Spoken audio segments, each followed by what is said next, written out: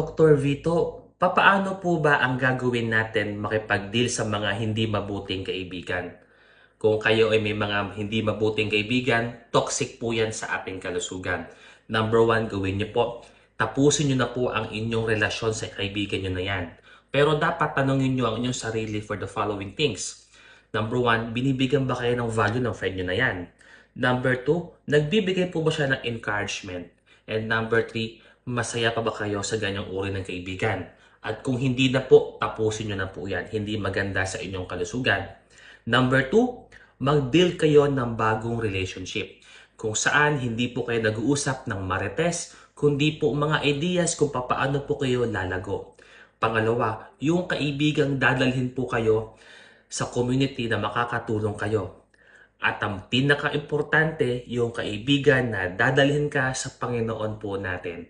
Nang sa ganon, makatulong